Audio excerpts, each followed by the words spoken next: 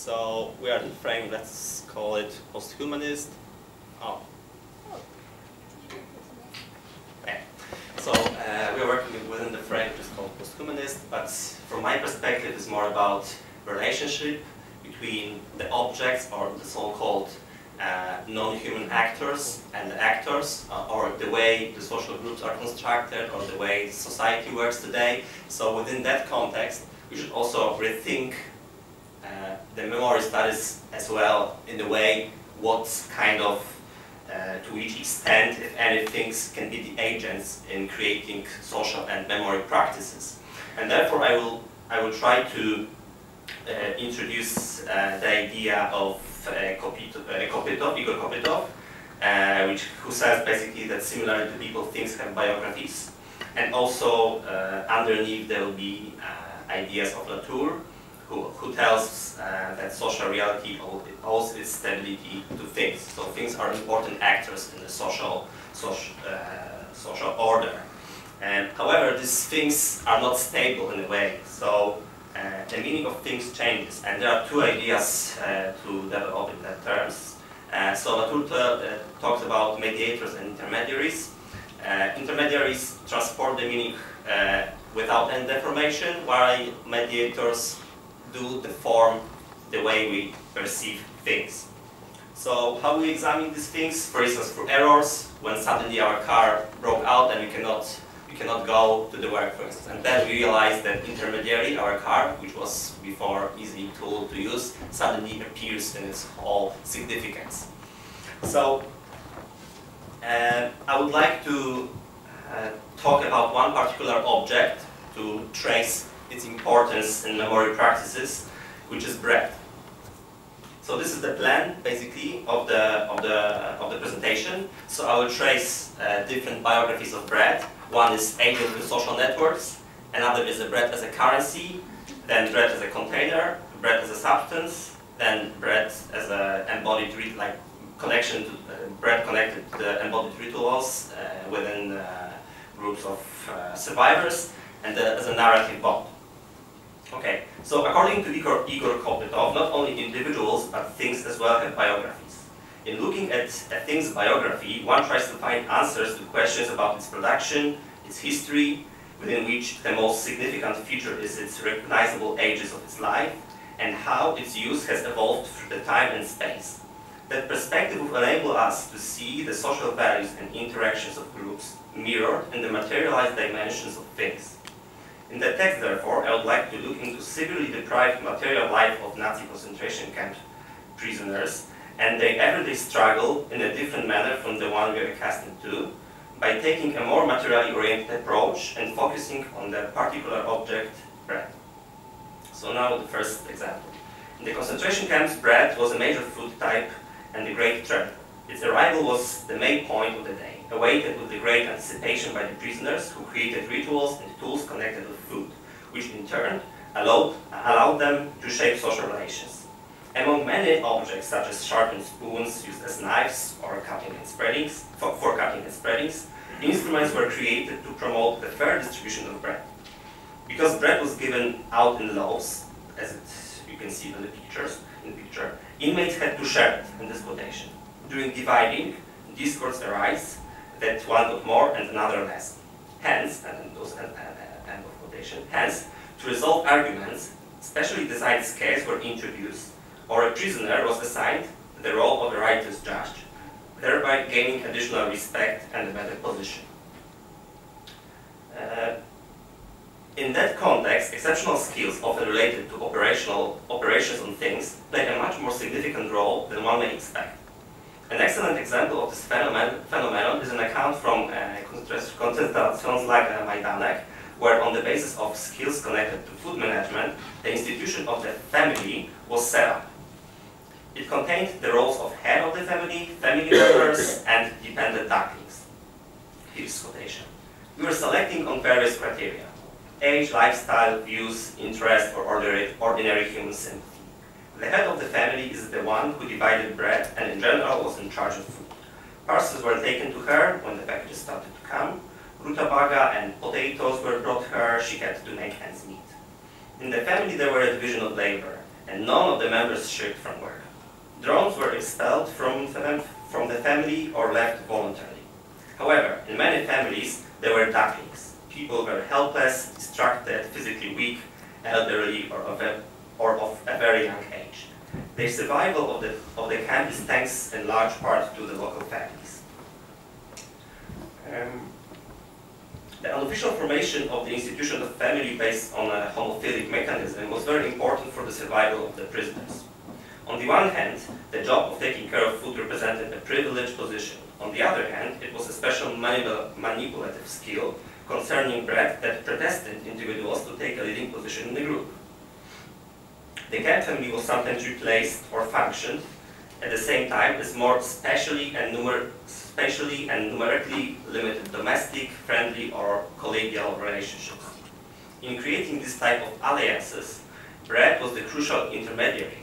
Taking it out of one's own mouth and dividing it with or donating it to another was treated as an act of heroism, for which only a friend, a rare altruist, or a desperate person could muster enough courage. At the same time, hiding extra portion of bread from inmates might sometimes have been dangerous. It was better to share with neighbors, as that not only resulted in personal satisfaction and aroused sympathy, but also enforced the return of the favor, cemented relationships, and bred true lifelong relationships. And now let's move to another biography, that is Karas. Due to an unofficial ban on prisoners' privately owned objects, the currency in the inner camp market could only have consisted of the kind of objects that were not particularly useful to assessment. At the same time, it was essential for the majority of the prisoners to have objects that could be hidden or quickly gotten rid of. Therefore, in the uncertain world of the camp, bread and cigarettes served as a primary means of payment. Here's quotation. Bread is the currency of the camp, for which one gets cigarettes, underwear, and newspapers. I even paid with it for sending a message. End of quotation. Processes of economic nature in which bread plays the main role as a means of payment can be observed in the world of the concentration camp. This universe has its own market, functioning in accordance with mechanisms specific to capitalist economics and reproducing commensurate social structure. Here's the quotation. These manipulations carried out continuously on an undescribable scale amount to the gradual creation of an inner camp economic and social world, with its privileged and handicapped layers, its national and foreign trade, its prices for foodstuffs and for other goods, its stock market trends and their fluctuations. The lack of certain products resulted in increased demand for them. The increasing value of bread influences the conversion factor for other products and services. Similarly, the increased supply resulting from the transference of parcels, smuggling, or food like by Jews transported to their death weakens the value of bread and even causes hyperinflation, which can make the bread completely worthless as currency. Okay, and now let's move to the container. The low rank of bread in the great chain of stolen objects endowed it with unique property. Bread acquires the additional status of a container and a hiding place, making possible the transfer of valuable objects inside the camp, and inside the bread and inside the camp. Proof is found in several survivors' accounts, which refer to items hidden in the bread, sent in the packages, or brought in illegally. Among the most commonly named objects are secret messages and letters, but it happens that much larger items such as books have been baked in bread. Quotation, do you know that I have received 18 books already baked in bread? End of quotations. This suggests that in addition to messages and literature, other items were most likely smuggled inside bread, such as medicine tools, personal items, photos, etc. Bread providing another means of contact and help became the intermediary between the inner world of the camp and the world outside the total institution. Bożena Shallcross takes a closer look at the relationship involving hiding and seeking, which she describes after Lacan as agalmatic. The agalmatic mechanism, etymologically derived from Greek agalma, glory, ornament, treasure, represents seeking the objects of desire in the other. In the given context, it would be material desire for valuable object hidden somewhere, usually covered with matter regarded as waste, but surrounding a gem. Throughout this strategy, certain everyday objects may, on the one hand, pretend to serve ordinary functions, and on the other hand, act simultaneously as worthless storage for hidden valuables. Okay, now the last usage of the bread in the canned context, the substance. The ease with which canned bread changes its meaning and function depending on the situation seems to be its main strength. It undergoes many metamorphoses, both as a carrier of meaning and function, but also as a physical object that expresses itself in the multitude of its gifts. Quotation, spongy bread had a wonderful quality. It had a taste of one's choice. Mine, for example, had a taste of a poppy seed cake, which I used to eat at home on Saturday morning. End of quotation. Its malleable and odorless substance enables it to be divided and hidden easily, so it can act as a method of payment. The same properties permit the transformation of the amorphous and fragmented bread substance into other objects. The first of these are things and sculptures. Bread choose in mouth does not resist, and so indulges the creative will of the artist or craftsman. It allows one to transform the bread substance, sculpturing things that come to life in a social context as objects with multiple functions: commemorative, ludic, sacral, intellectual, or aesthetic. Just as baking bread in the oven brings it to transubstantiation, so the individual hand and his saliva will generate new quality, transforming the bread matter into items. For very prosaic reason, the process of producing these objects appeared particularly interesting and ambiguous. Being cognizant of famine present in the camps and the tremendous value of bread within the prisoner's social frames, the sculpting of bread becomes a heroic act, almost masochistic. First, taking it away from one's mouth to be able to later put it in, to chew, taste, but not to eat it. And finally, contrary to common sense and biological need to remove it, must be especially difficult in the aforementioned context. Although accounts testify that various objects were made of bread in the concentration camp, because of its properties, particularly its precarious status, time did not allow many of these objects to survive. Second type of bread, transfiguration associated with its healing property. Camp prisoners debilitated with diarrhea, and having no access to drugs, had to treat themselves by eating inter alia carbon from burned wood, but also from bread, at this quotation. Already in the early spring of 1941, I went through this disease and treated myself with a 3-day fast and eating 3 times a day exclusively carbon from the burned bread. In the same end of quotation. In the same testimony, the witness strengthens his argument with the story of a prisoner who could not deny himself bread, which inexorably led to his death.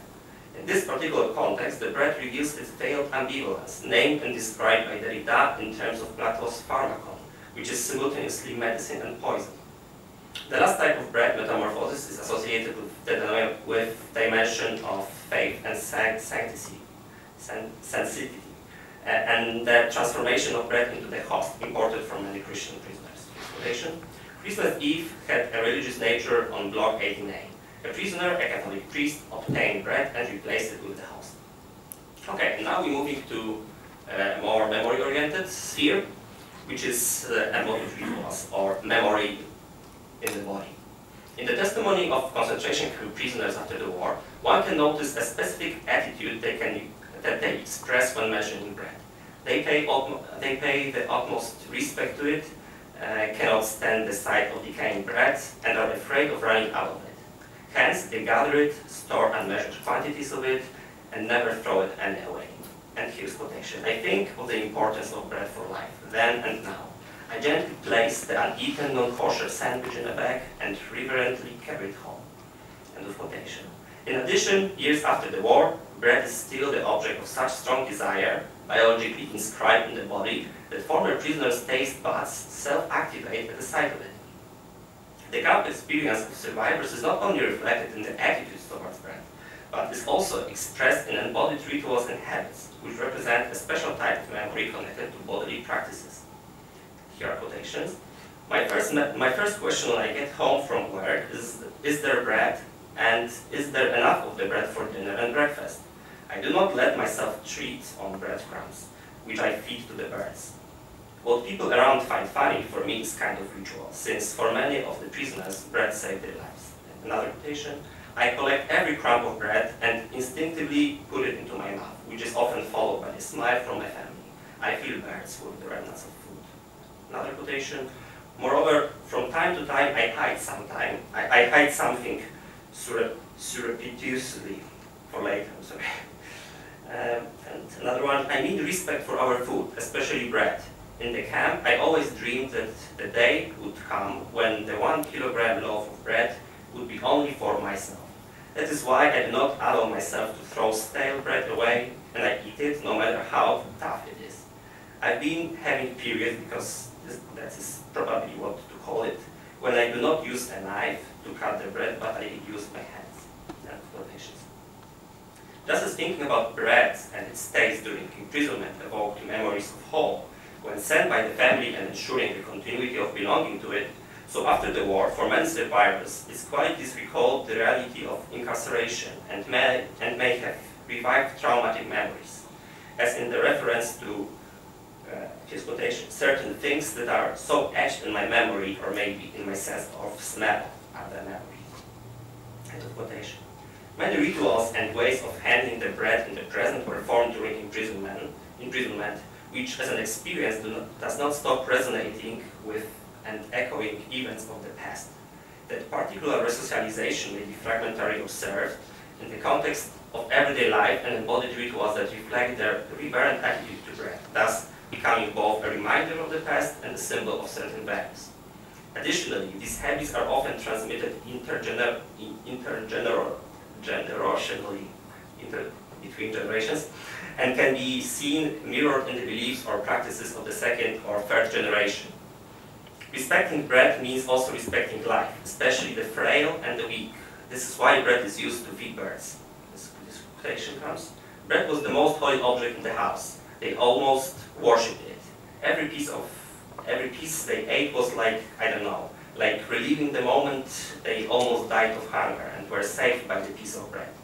That meant that you eat all the bread until it's dry and then turn it into toast. Then breadcrumbs, which become meatballs. And then when the breadcrumbs are stale, you feed it to the birds.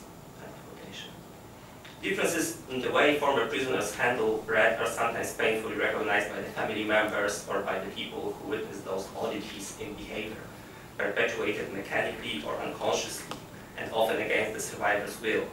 The power of habit and ritual can plague one with its compulsiveness, inducing a feeling of shame, and also endangering one through exposure to ridicule in social situations. For some prisoners, however, rituals practiced for years together with the attitude to bread and food are an important part of themselves. They strongly identify with this tendency and seem to treat it as a sign of a special kind of enlightenment reserved to themselves alone. Okay, and now this is the last part, the bread as a memory, as a narrative bond. The sharp hunger constantly present in the camp focused the prisoners' thoughts on food, and especially bread, which was considered the best possible meal. For this reason, in written and spoken memoirs of witnesses, one can easily hear, as it were echoing their thoughts at the time, repeated reference to the topic of food and bread. Quotation. Texts dealing with threats of hunger, death, and suffering were written in hundreds. How much there was of bread, soup, or death. End quotation. Expressed in the above quote is a certain wariness of stories recalling the same themes and patterns. This was a trap many prisoners fell into. This was the quotation of the former prisoner. This observation should raise the question why, despite the mundaneness and universality of the experience, the witnesses in the accounts devote so much attention to everyday issues, in this case, bread. One explanation may lie in the fact that bread, as is recognized worldwide, has the power to convey existential and religious symbolism of universal import, illustrating the scale of both human solidarity and wickedness. Here comes the quotation. We believe that this great misfortune united us all in one family, yet the first ones who in January and early February returned from Majdanek recounted how some waited for the death of their comrades, so as to get an extra ration of bread, how it was all confirmed. End of quotation. However, An explanation based on cultural trope is not the only one. Stories about bread are also strongly associated with and used to signal exceptional cases when prisoners faced a severe penalty, tragic events, or unexpected celebration and happiness. Nothing is remembered better than an unexpected reward in the form of additional feast, or, by contrast, the bread for breakfast or shoes being stolen by a thief. However, bread appears also as by chance and incidentally, no longer as a main subject, but at most as part of the background. It often carries no particular meaning for a story, but still runs constantly through the narrative. Here comes the quotation. Crushing lies became a mandatory action in the morning and evening. There aren't, however, as in the reign of the King of the Sun, silver tweezers and a little hammer to do it. One just crushes them between his fingernails, then whips his hands on his pants. With such hands we eat, for example, bread. End quotation. It seems that some stories live off on bread, gravitate toward it, and return like a course, the bread adding consistency or functioning as a comma to separate thoughts and events, or as full stop to conclude a specific fragment. It is quite an ambiguous object in the memory narratives. On the one hand, it signals symbolic and unique events, while on the other hand, it marks quite daily actions, both in the context of the concentration camp and in the time of freedom.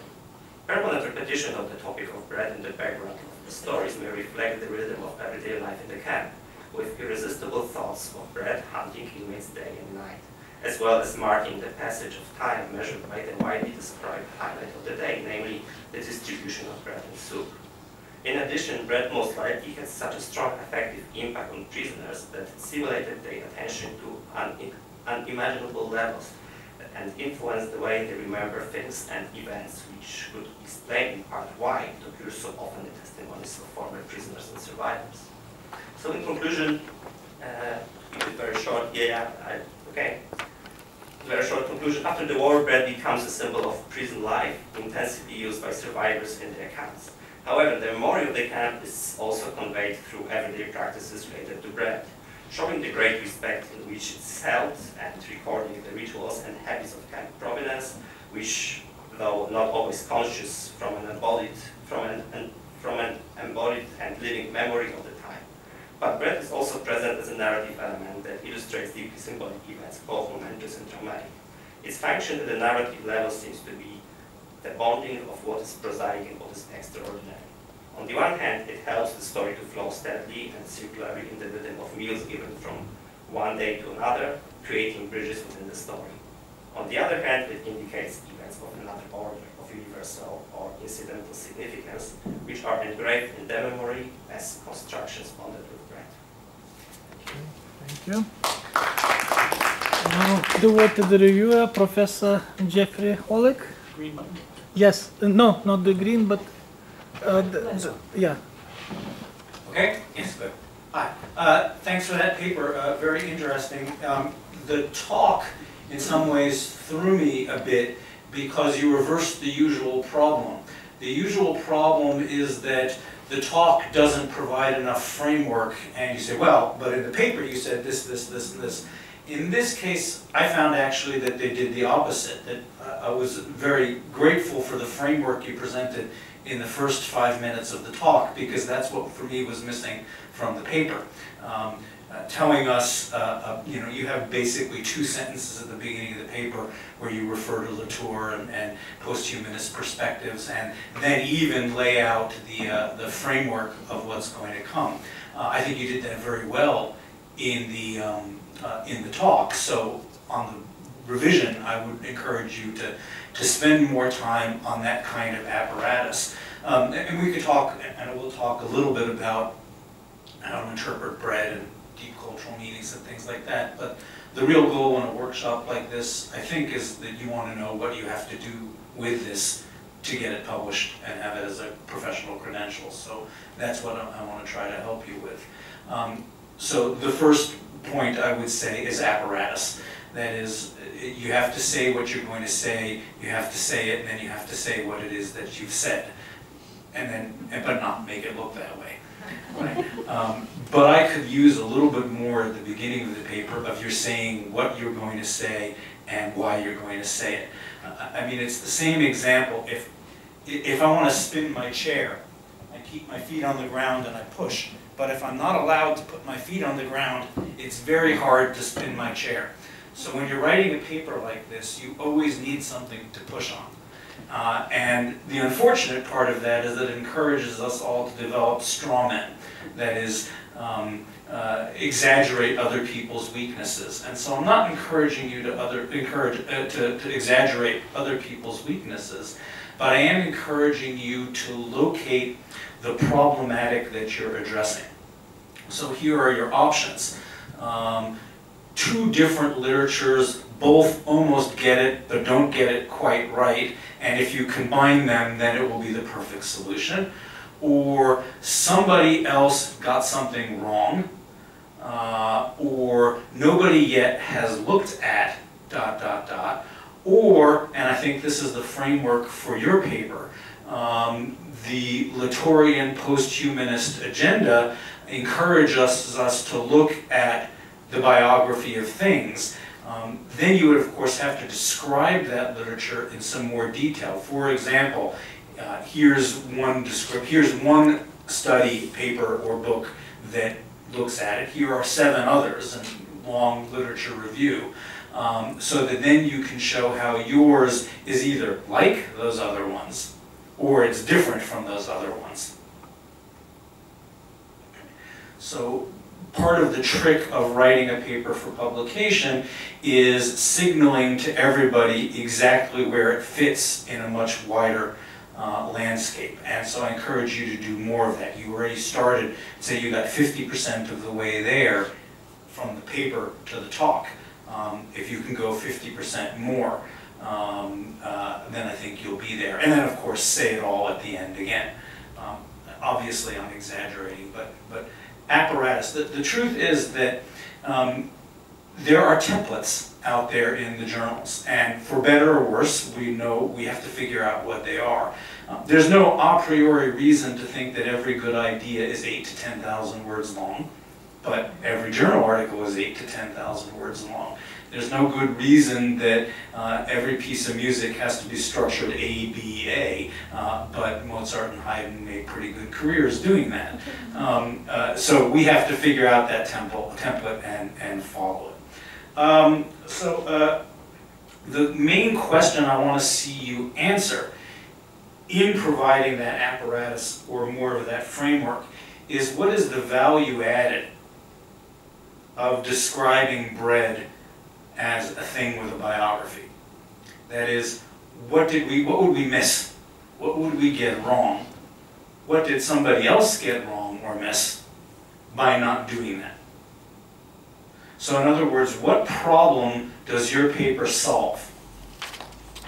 In some ways, I felt, it actually occurred to me that it's really a genre problem, your paper. What I wanted to read, I think would be, to me, if you have these talents, and you may, this would be a terrific, you could condense it into a terrific poem about the multiple meanings of tracing. That something that poets do very well.